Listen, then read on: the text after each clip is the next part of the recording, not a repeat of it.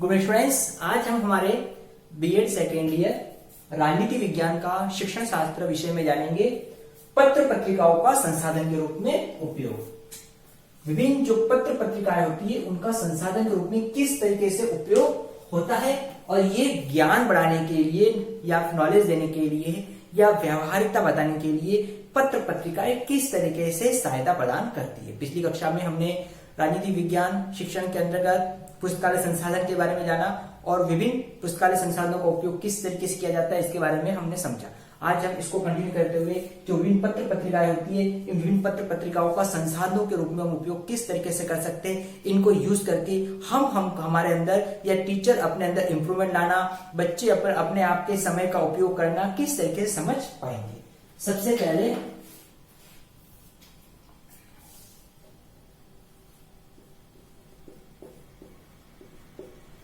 शिक्षक के लिए ज्ञान का स्रोत। शिक्षक के लिए ज्ञान का स्रोत विभिन्न पत्र पत्रिकाओं को पढ़ने के माध्यम से, मैगजीन्स को पढ़ने के माध्यम से, या फिर हम कह सकते हैं विभिन्न तरह के जो आर्टिकल्स होते हैं इनको पढ़ने के माध्यम से शिक्षक अपने ज्ञान को बढ़ा सकता है, ज्ञान को विस्तृत कर सकता है। हम देखते हैं शिक्षक को ये जरूरी नहीं होता कि सिर्फ वो अपनी पाठ्य पुस्तक को पढ़े या अपनी विषय वस्तु संबंधी किताब को ही पढ़े, उसको अन्य किताबों को पढ़ना भी आवश्यक होता है, अन्य पत्र पत्रिकाओं को पढ़ना भी आवश्यक होता है। समय समय पर जो मासिक या फिर साप्ताहिक या वार्षिक जो पत्र पत्रिकाएं प्रकाशित होती है उनको पढ़ना चाहिए। उनको पढ़ने के माध्यम से अपने ज्ञान को बेहतर बनाना, ज्ञान को मतलब विस्तृत करने के लिए शिक्षक प्रयासरत रह सकता है। तो बेहतर ज्ञान के लिए शिक्षक इसका प्रयोग करता है। सेकेंड,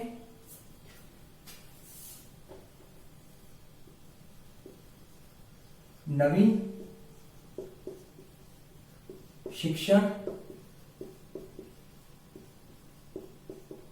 विधियों का ज्ञान।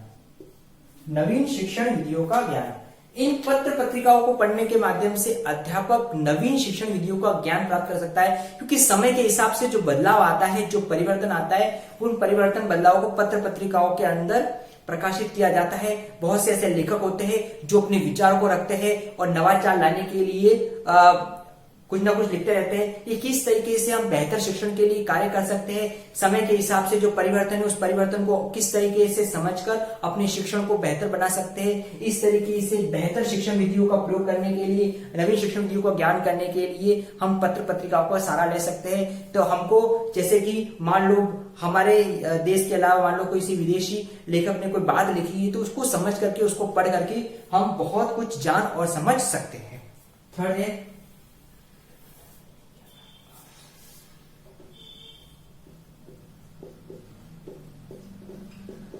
व्यक्तिगत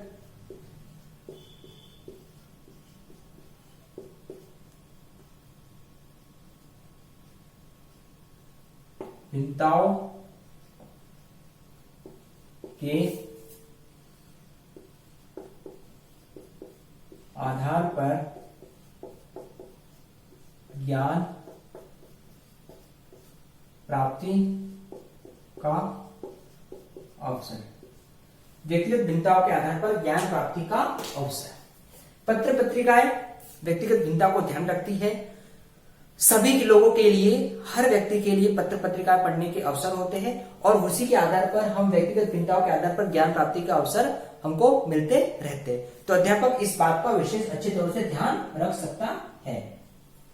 ठीक है, व्यक्तिगत भिन्नताओं के आधार पर अध्यापक को मौका मिलता है, छात्रों को भी मौका मिलता है। छात्र भी अपने स्तर के हिसाब से जो कुछ पढ़ना चाहते हैं, जो कुछ जानना चाहते हैं, वो इसके आधार पर जान सकते हैं।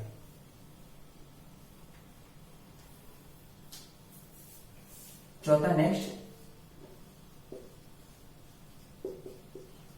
नवीनतम ज्ञान की प्राप्ति। नवीनतम ज्ञान की प्राप्ति।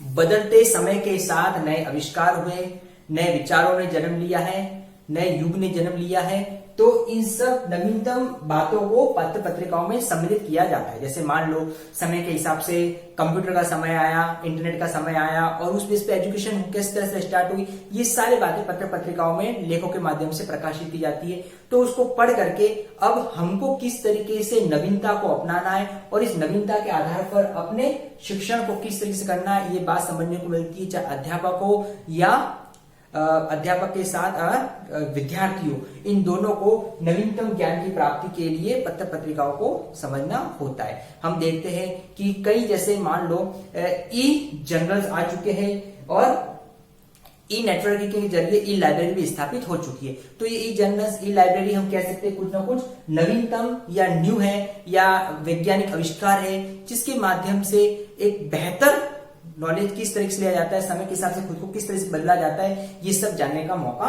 मिलता है। नेक्स्ट,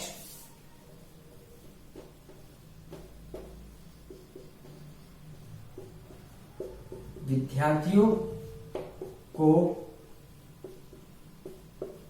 उचित अध्ययन में सहायता, विद्यार्थियों को उचित अध्ययन में सहायता। विद्यार्थियों को उचित अध्ययन करने के लिए, अपने ज्ञान को बेहतर बनाने के लिए पत्र पत्रिकाओं से हेल्प मिलती है। जैसे मान लो किसी कंटेंट को स्पष्ट करने के लिए विभिन्न प्रकार की पत्र पत्रिकाओं को पढ़ने से वो कंटेंट को अच्छे से समझ सकते हैं। हम उससे रिलेटेड कोई भी जानकारी हो तो उसको अच्छे से जान सकते हैं।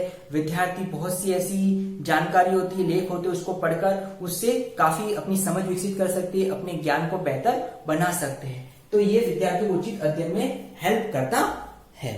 और इसकी सहायता से हम देखेंगे कि विद्यार्थी को एक बेहतर डायरेक्शन मिलता है, एक बेहतर मार्ग मिलता है कि वो किस तरीके से अपने नॉलेज को एक बेहतर दिशा की ओर अग्रसित करता है। अगला है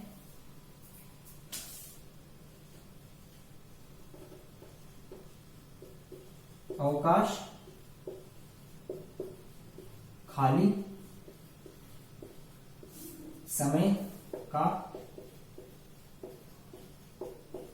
सदुपयोग।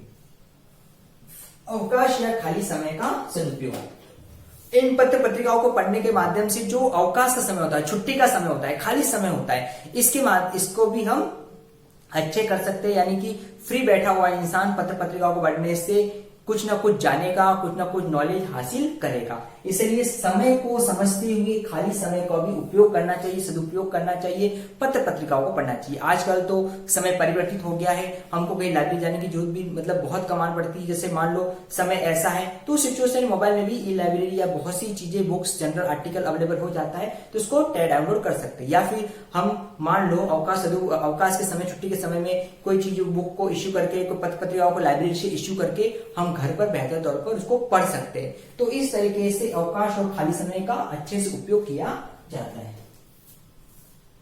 और अंतिम है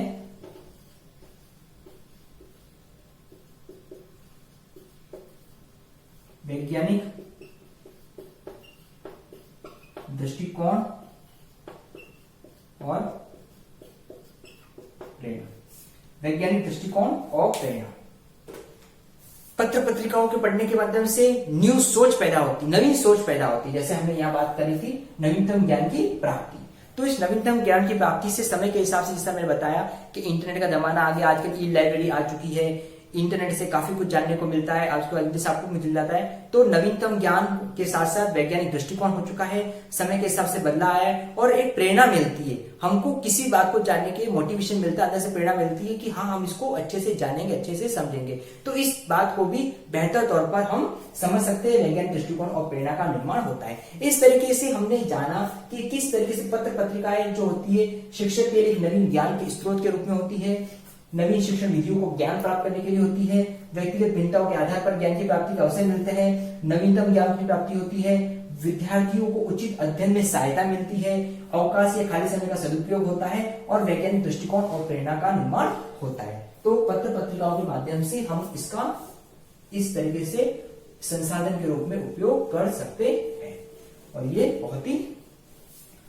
फायदेमंद, सफल साबित होता है, क्योंकि ज्ञान को सीमित न रखते हुए ज्ञान समय समय पर हमको किस तरीके से प्राप्त करना है, इस बात का हम पर नॉलेज होना चलिए अब इससे रिगार्डिंग आपका असाइनमेंट है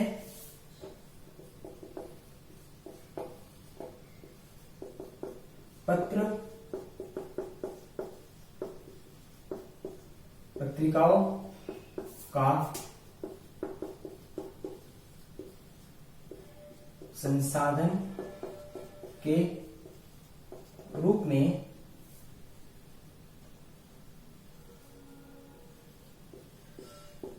उपयोग बताइए।